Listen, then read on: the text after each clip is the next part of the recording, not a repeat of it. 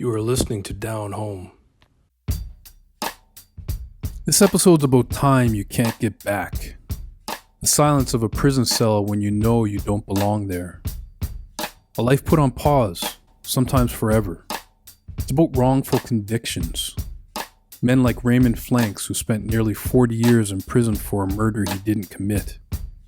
Men like Leighton Hay, just 19 when he was locked up for 12 years because of a bad eyewitness and a bit of hair in a garbage bin. These aren't outliers. They're part of a pattern that hits black people hardest. The weight of these convictions is heavy, not just on the men who serve the time, but on the communities left to carry what's broken. I'm Derek Wise, and on behalf of Jay Jones, welcome to Down Home, the Canadian experience by two black men. Breaking new ground, breaking new ground, breaking new ground, sip of breaking new ground, breaking new ground, breaking new ground, sip of breaking new ground, breaking new ground, breaking new ground, sip of breaking new ground. This is a new foray for the Down Home podcast. We've never really covered anything in the true crime genre, but this has got kind of our spin on it since we're talking about two black gentlemen that were wrongfully convicted. And for all those who don't know, this does happen in Canada. Yes, it does. It does. And the case that we're covering is Leighton Hay. Mm-hmm. Leighton Hay was just 19 years old at the time, still in high school extension courses in Toronto. He lived with his mom and sister in Scarborough, had no criminal record, and by all accounts, was soft-spoken, patient, and thoughtful. Friends described him as kind, deeply curious, and resilient. Scarborough, located in the eastern edge of Toronto, is home to one of the largest Guyanese communities in Canada, nearly 70,000 strong. Neighborhoods like Melbourne reflect that heritage with festivals like Afro Carib Fest showcasing vibrant Caribbean music, dance, and food. But on July 6, 2002, at one of the community's most cherished traditions, a monthly First Friday event, things took a turn no one saw coming. These First Friday events were the passion of Colin Moore, a respected community leader and advocate. He'd been organizing them for years at a local nightclub, transforming the venue into a hub of black pride and joy. That night, the soca was pumping, the pepper pot was steaming, and the dance floor was alive. A group of young men showed up at the door. They refused to pay the $10 cover charge. These events weren't cheap to run, and the entry fee was part of keeping them alive. Colin and his brother Roger, who were working the door, stood firm. No cover, no entry. Words were exchanged. Tensions rose. Eventually the group left, but something about it didn't feel over. Moments later, two of the men returned, only this time they weren't looking to dance. Gunshots erupted into the club. Colin Moore, beloved community organizer, mentor, brother, was shot 8 times. He died on the scene. Amid the chaos, the club's owner managed to catch a clear look at one of the gunmen. It was someone he knew. 27-year-old Gary Unick. He watched as Unick and an unidentified man fled the scene and jumped into a green Honda. The club owner even took note of the license plate. What followed would be a years-long legal saga. 2 men were arrested, Unick and Leighton Hay. But Hay's conviction would later unravel under the weight of faulty forensic evidence, a questionable eyewitness identification, and the police ignoring a credible alibi provided by Hay's mother and sister.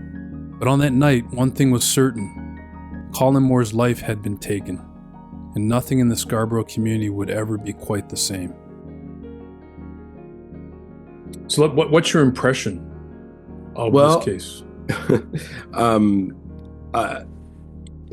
My impression is, basically, this incident happened at a dance, a charity dance. 2 gunmen came in, shot up the place, and a community leader named Colin Moore was murdered. My impression is just false identity, it seems. basically because Leighton Hayes himself was there, but it seemed to be like a rush in judgment from the police. He was basically the first gunman was never questioned, and he went to prison, serving life in prison. But the second shooter was in question. The second shooter supposedly had dreadlocks. With Leighton Hay, Leighton Hayes apparently, when he was arrested, he had short hair.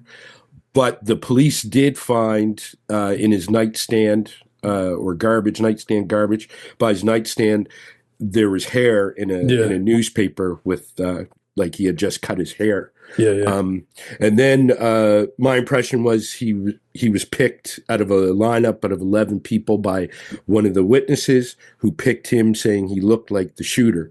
But then 3 weeks later, that same person was told to look at some people again and didn't pick Hayes this time. So, and then, but then the police, the jury, he got arrested and the jury convicted him anyway.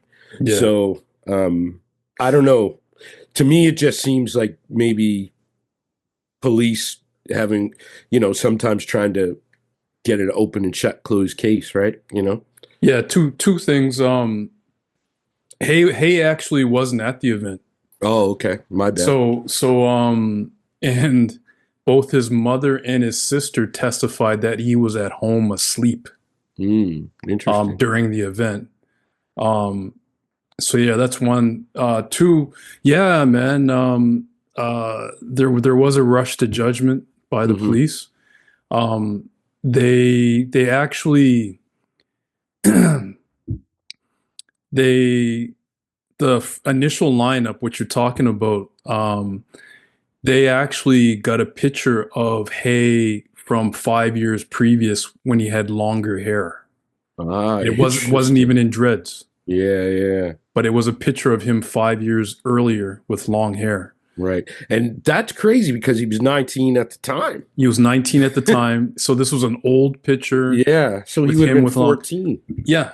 And his sister in the trial actually testified that Hay never had dreads. Right? He never had his hair in dreads ever. Yeah.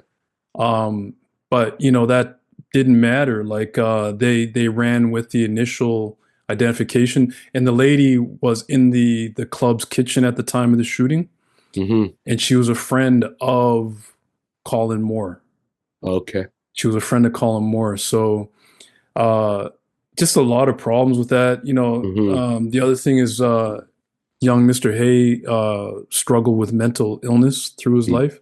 He did, yeah. Yeah, and to victimize a guy like that at the age of 19, and like my son's like 20. Oh my God, he's 21. Yeah, and just to think of him at the age of 19, in that situation, my gosh, man. Yeah, it's crazy, and the one fact is, like, he ran home to the prosecutor's main point of the case was that he ran home and cut off his dreadlocks. Like, they kept going for that, but later on it was proven by a forensics expert that said that the hair actually came from his face and not his scalp. Head. There were red flags from the beginning, serious ones, in the case against Leighton Hay. First, there was the alibi. Both his mother and his sister testified that Hay was home at the time of the shooting. Their testimony was consistent, unwavering, and dismissed. Then came the eyewitness identification. Not only was it shaky, it was conflicting. The description given by a witness at the scene was of a man with long dreadlocks. This didn't match Hayes' appearance, yet somehow he was still placed at the crime scene. And finally, there was the hair in the garbage bin. At the time of the shooting, Hay did not have dreadlocks, but a key part of the Crown's theory was that he had shaved them off to change his appearance. To support this, police pointed to hair clippings found at his home. But the question remained, what kind of hair were they, really? Facial, scalp? That distinction could change everything. Still, despite these troubling inconsistencies, the jury convicted him. On May 29, 2004, after a 6-week trial, a jury found both Leighton Hay and Gary Unick guilty on all charges. They were sentenced to life in prison, with no possibility of parole for 25 years. But the case against Gary Unick, that was different. There was a direct witness ID. One of the club's owners had known him personally, recognized him as he ran from the scene. Police recovered a distinctive orange vest worn by Unick that night. It was stained with blood. Gunshot residue was embedded in the fabric. Witnesses remember him wearing it. The evidence was kind of overwhelming. Also, Hayes' connection with Unick was complicated. Unick had been dating Hayes' sister, Lisa, and the two men were living under the same roof. But Unick himself admitted that they didn't get along. So why would they have committed a murder together? Hay maintained his innocence and fought back. He appealed to the Supreme Court of Canada. One of the key issues, the hair clippings. His legal team wanted them tested by the Center for Forensic Science to determine whether they were from his scalp or his face, but the Crown refused. 6 years passed. Finally, in November 2010, the Supreme Court ruled in Hayes' favor, stating it was in the interest of justice that the hairs be tested. When they were, two forensic experts agreed the clippings were made up of facial hair, not scalp hair. It was a breakthrough. In July 2012, the Supreme Court formally granted Hayes' appeal, and in November 2013, his conviction was quashed. The highest court in the country ordered a new trial, but the trial would never come. On November 28, 2014, the Crown dropped the charges after 12 years in prison. Leighton Hay was a free man, but freedom came at a steep cost. During his incarceration, Hay, who lived with schizophrenia, spent most of his time in psychiatric units at 2 different institutions. His mental health deteriorated significantly behind bars. He lost more than a decade of his life for a crime he did not commit. And to this day, questions still linger about how he ended up in that courtroom in the first place.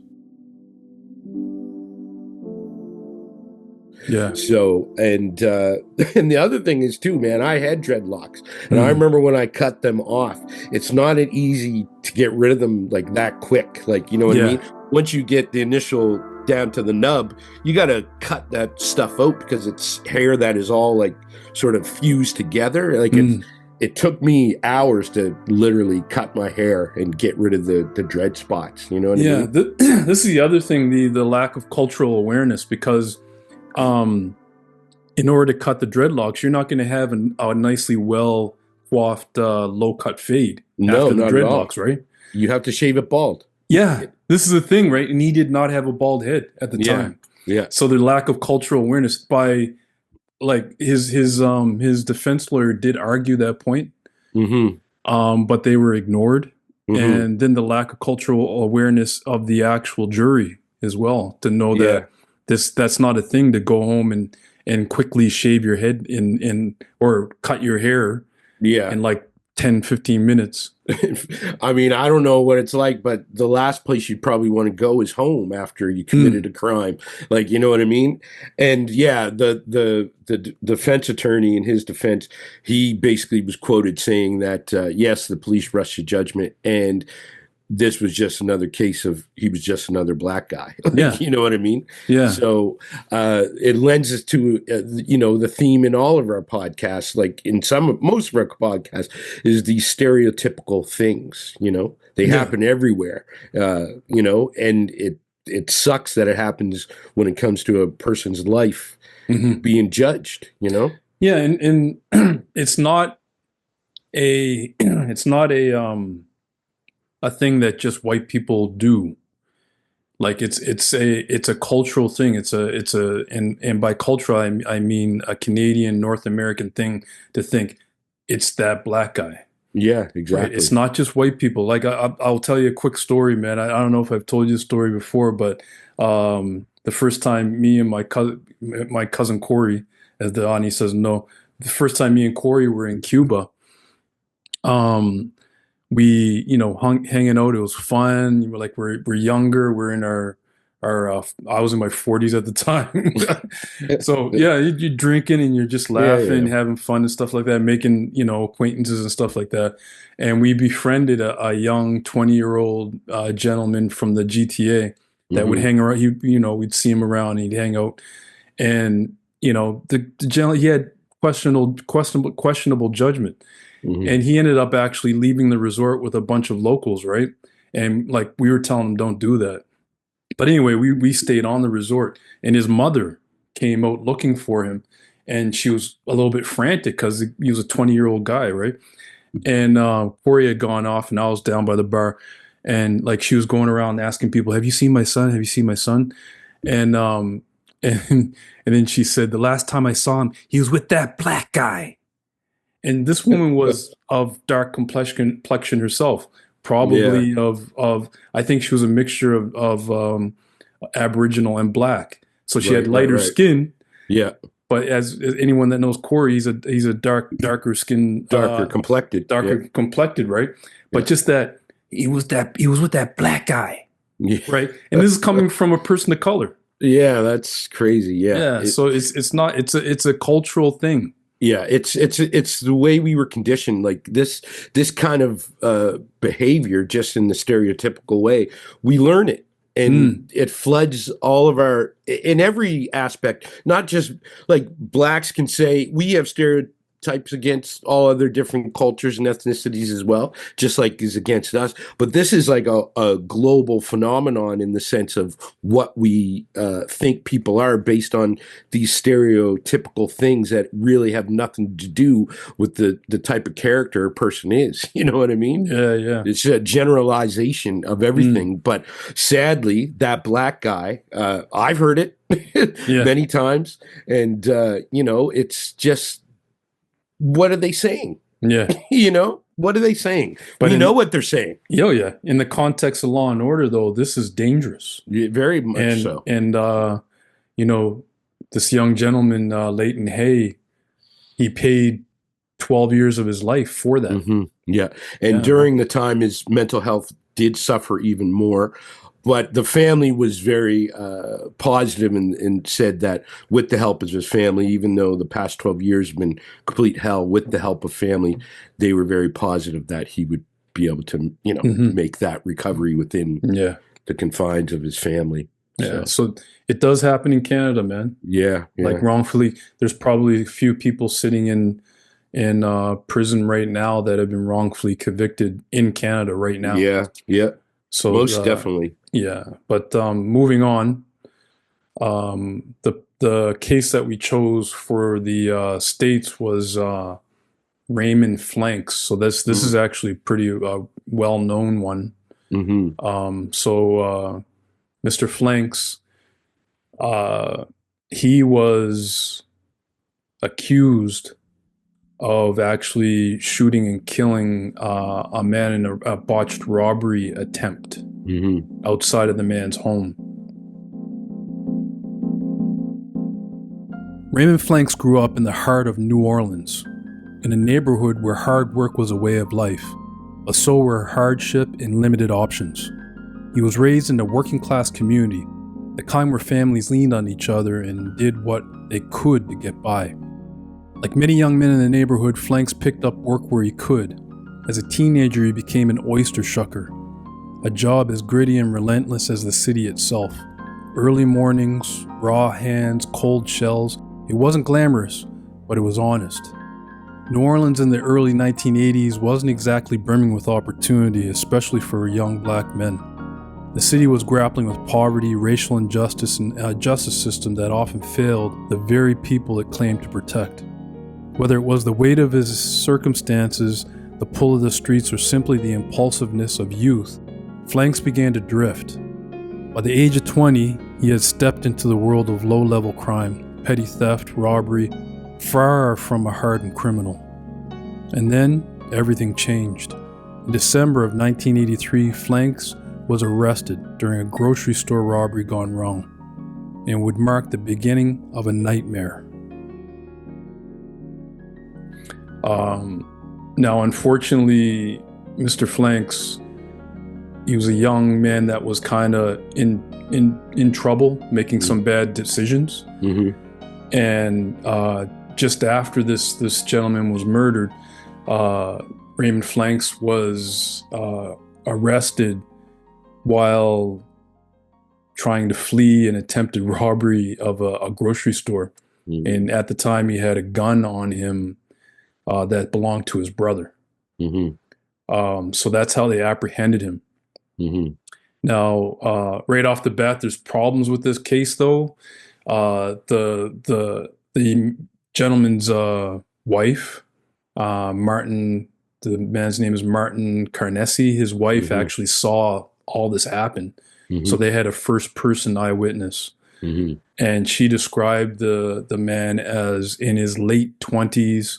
He had a large white blotch on his face. He was an African American gentleman with a white blotch on his face, and he drove an older blue car. Mm-hmm.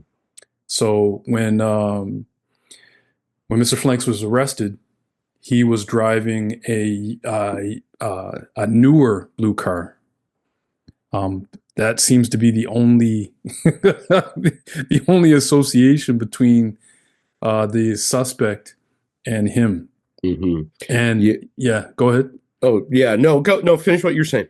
No, I was just going to say that now, when Mrs. Carnesi was initially given the photo lineup, she said none of these people really look like the gentleman.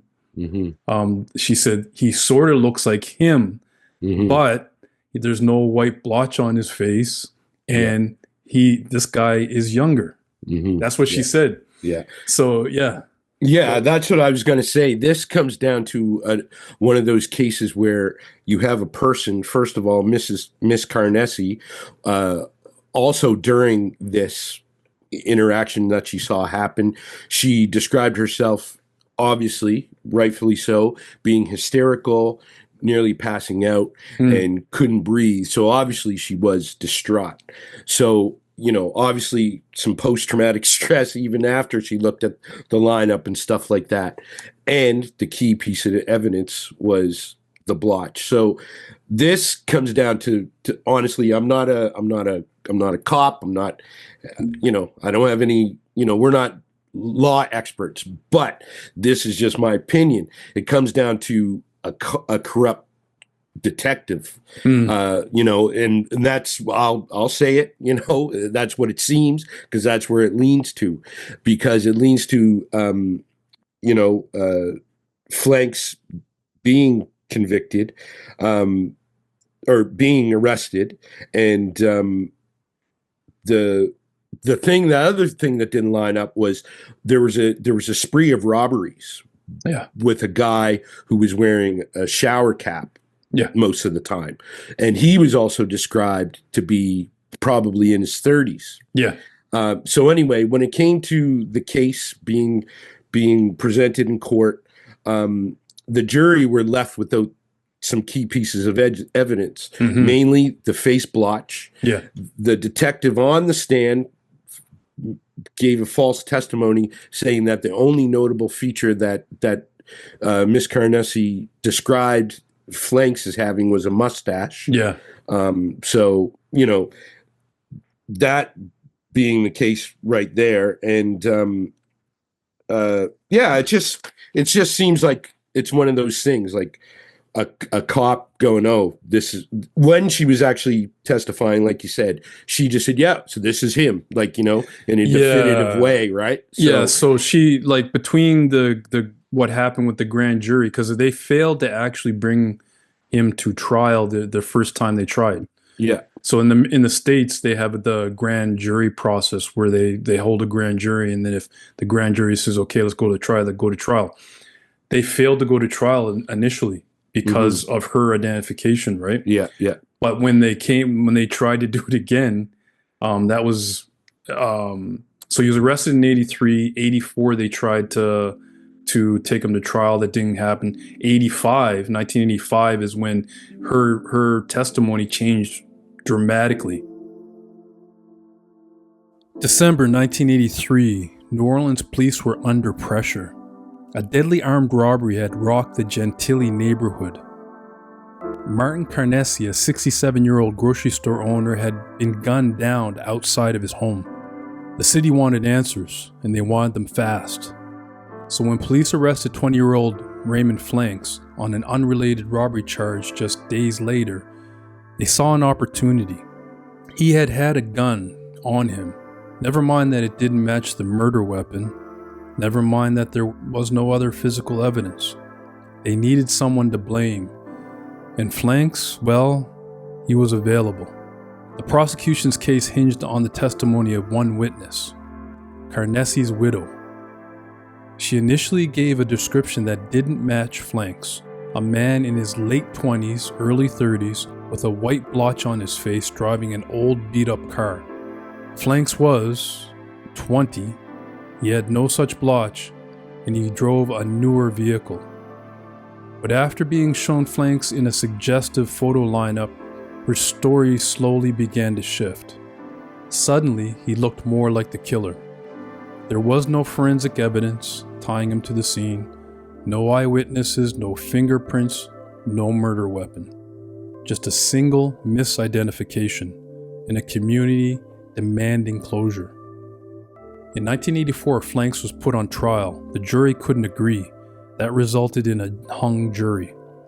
One might think that the system would take a second look at the circumstances, but instead, prosecutors doubled down. A year later, they tried him again, and this time the jury returned a guilty verdict. Flanks was sentenced to life in prison without the possibility of parole. Raymond Flanks, just 22 years old, was led away in shackles. His life, as he knew it, was over. For nearly 4 decades, Flanks sat behind bars in Louisiana's infamous Angola prison, a place known for hard labor and harsher living. He watched time pass him by, loved ones died, the world changed, and all the while, he insisted, "I didn't kill that man." But no one listened until 2020, that is. The Innocence Project New Orleans took on his case. They uncovered a paper trail of withheld evidence and glaring flaws in the eyewitness account. 2 years later, a judge agreed. The conviction was tainted. November 17, 2020, Raymond Flanks walked free. After 38 years, 10 months, and 26 days, he stepped out of prison into the Louisiana sunlight. A man aged by time, but not broken. "I lost 39 years, he said, but I didn't lose hope."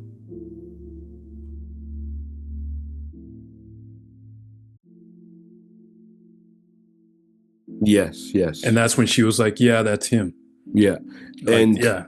But prior to that, the jury was never given this information about her testimony. So, obviously you're leaving out key pieces of evidence. And the fact of this is also, this was spotted by the New Orleans Innocent Project. Now, they're responsible of trying to get false convictions overturned based on falsifying of evidence. Now, the interesting thing that I also read about this is that New Orleans was infamous. They had the most convicted wrongful accusation rate in America, right? So 70% of their convictions were, some of it had wrong information, a disclosure of evidence that would obviously help the person. So, and that happened 70% of the time, but 96% of the time, the evidence withheld was against the black defender. So, you know what I mean? If that is not saying how race floods our institutions, I don't know what does. And especially being in New Orleans, corrupt cops, different things like that. It might not always be based towards race, but they'll easily convict a black person than they will a white person, or most likely another person of color, before a black person, Yeah, or and after a black person. a lot of this is some of it's pretty insidious. There is Yeah. some instances where it's pretty insidious, like the detective Dillman. Dillman, So yeah. yeah, we'll name him. Detective Dillman actually withheld evidence. Like he Yes. literally withheld evidence. So that there's those cases, but then there's unconscious bias, right? Yeah. That happens, and when what they call it is they call it cross-racial identification. So Yeah. the Carnesi family is white. They're trying to identify a black man, and there's unconscious bias there where they might not recognize certain features of a black person, right? They might Right. group different physical characteristics all in one lump sum, thinking they looks familiar or similar. And we do it as well. Like if you Hmm. were to ask a black person, to pick out a particular white person in a lineup, again, we because of identifying someone outside of your racial category or your ethnicity, I should say, sometimes we have trouble doing that, Yeah. right? Yeah. Yeah. Yeah. Depending on how you grow up. Yeah. Like if you grew up mainly in a white society, you would not have that much trouble. Yeah. But if Of you grew course. up in a black neighborhood with Hmm. black people, you might have some trouble picking out and particular characteristics of a particular white person, Yeah. right? Yeah. This is scientifically backed, Yeah. right? Of course. Yeah, Yeah. yeah. And not to mention that in some of these cases, like often people don't come forward, especially Mm, in the black community, to say anything of what they might have seen in fear of retaliation, yeah. in fear of coercion, in fear of these things that historically have happened Mm, over decades and centuries, even. Like, so how can the trust be there with the public that, has a police force or, legal representatives not doing their due diligence in hmm. thoroughly examining things, And the other thing is, like last month, there was in January, in January, there was a publication made to this registry about exonerations, and there were 25 exonerations added just published in January. Now, I'm not going to read them all, That's in the obviously. States, though, right? Yeah, this is in the States, and this Yeah. is just a continuation of it. Like, so for instance, Roosevelt Miles was sentenced to 60 years in prison for a shooting that killed a teenager in Chicago.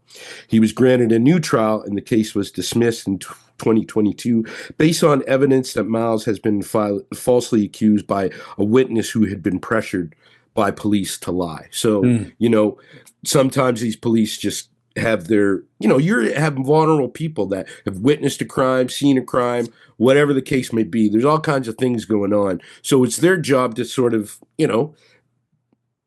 help people, solve a crime. mm. But under these cases, I think sometimes, I'll say it, man, police are corrupt and they'll do what they have to do, whether or not it's even thing. I remember years ago, I can't believe I'm saying this, but I'm going to. And when I was a kid, I used to play a lot of badminton. So I was in the mall with a bunch of friends. We were all hanging out. We were going through sports mall, and one guy came up to me and said, "Hey, is this the grip that you use for your badminton racket?" And I said, "Yeah." So anyway, we're all leaving that store, and this floor walker comes out and grabs one of the buddies that I was with, and he grabs me as well. Mm. Right. And I was like, well, what did I do? Like, it was found that this person had stolen something. Uh, and I was like, what did I do? Like, I didn't steal anything. Like, and he was like, oh, you're an accomplishment. I saw him accomplice you. I saw him go over to you, showed him something in his pocket. And then you guys walked out together. Mm. Well, I was terrified because we got arrested. Yeah. I got put in the back of a police car. I'm 14 years old, right? Yeah.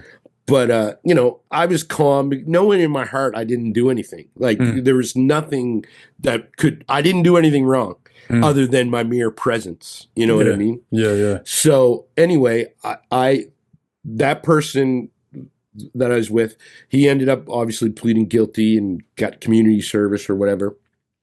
I decided to plead not guilty. So, we got a lawyer and everything like that, and went to court. Saw this floor walker guy testify that I was there, blah blah blah. But I didn't have to. My lawyer's like, you don't have to go on the stand, and I was like, why? And they're like, we didn't prove anything.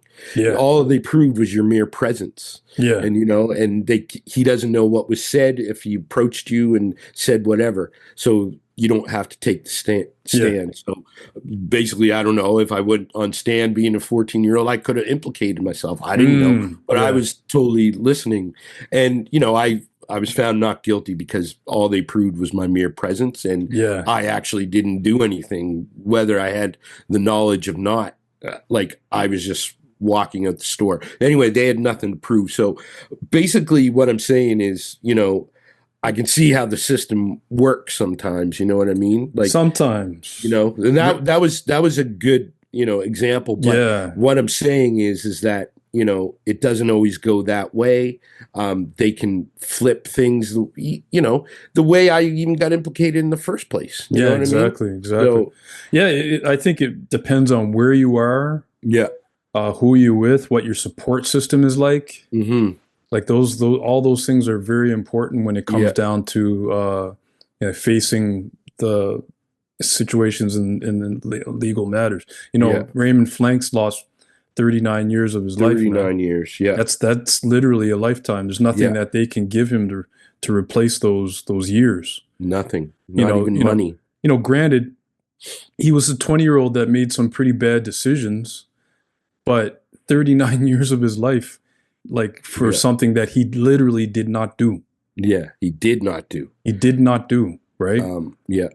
Yeah, but I mean, we all make mistakes, and it's sad that he was making those bad decisions, but it also is a testament to what some families go through, what some kids go through because of what you just said, lack of support system. Who knows? Exactly. I'm not saying it's right or wrong, but obviously we live in this world where we have to survive, and I'm not condoning anything violent or criminal, but I'm just saying, these are some of the things that you have to look at as a whole, Yeah, true. Breaking new ground, breaking new ground, breaking new ground, simple breaking new ground, breaking new ground. You have been listening to Down Home. Subscribe wherever you listen to podcasts. Breaking new ground, simple breaking new ground, breaking new ground, breaking new ground, yeah. On a high plateau, from the one down below to the future of the funk, getting lost in the flow. Contact with the spark magex. Now it's time to flex with the force from the soul, reaching all aspects, getting deep, no time to sleep. As you reach your next phase, laying it all on the line. New trails start to blaze. It's a fire inside, a brand new path, breaking down the sum to one. Feeling free, I just laugh with the joy. The song Breaking New Ground from The Breakdown. Like magic prescribed, only to see the perfect blend, like a diamond in the rough, ready to drop a perfect gem. It's time to shine so fine to see what you find. Revolution.